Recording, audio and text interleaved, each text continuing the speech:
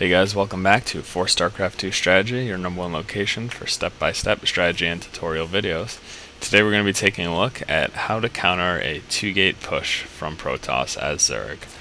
Now I definitely want to start producing more Zerg videos for all my fans out there who play Zerg, as well as more Protoss videos.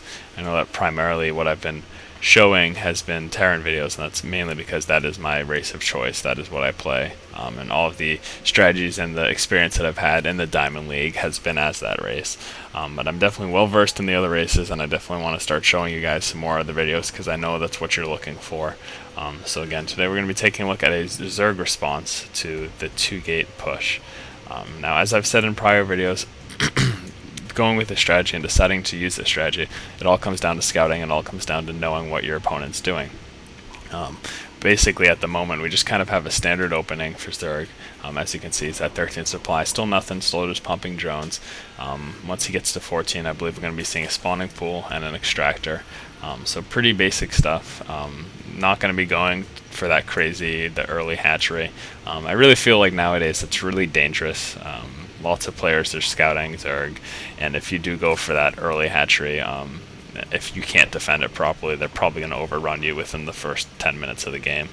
But that's just my personal feeling on the matter. People may think differently. So anyways, we do have the Scouting Overlord pushing forward.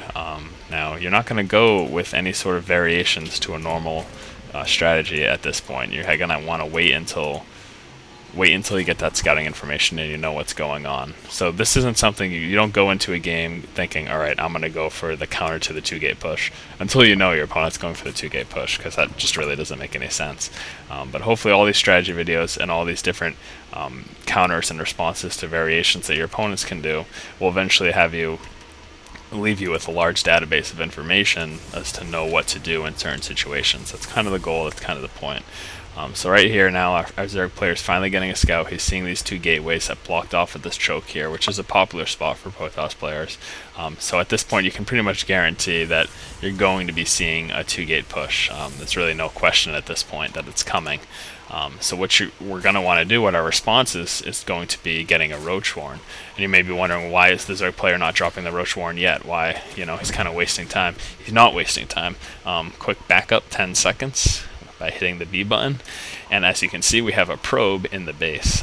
If this probe is giving the Protoss player full vision of what's going on in our base, if he saw us put down a Roach Warren in response to this 2-gate push, he would just stop making zealots and he would start pumping out stalkers.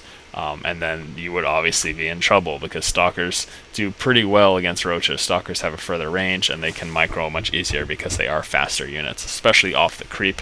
Roaches are terribly slow off creep. Not as slow as the Hydralisk is off creep. That unit is just, that's a lost cause right there. But anyway, so this is the proper response to seeing a 2-gate push. Make sure your opponent doesn't see that you're putting it down.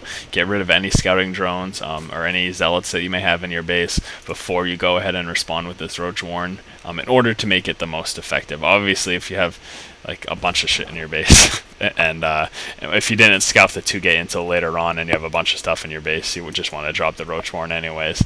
But at this point, this is kind of the ample opportunity. We got the early scout of the 2-gate, and since you got the early scout, you were able to know to respond with that Roach Warren. So we're going to respond to these zealots with roaches. Now, as soon as a Protoss player sees that we have roaches, he is going to switch to stalkers. So after that point, we're going to make some more lings, and then we're going to push out. That's kind of the idea, and that's kind of how this strategy is going to work. So as you can see, we're moving forward with our roaches, trying to engage those zealots. Going to keep the Zerglings back for now. We want to weaken up the zealots a little bit before we engage with the Zerglings, just because Zerglings do fall very quickly to zealots. So we just did a little bit of micro with our roaches there, trying to weaken up the zealots, and then moved in with the lings.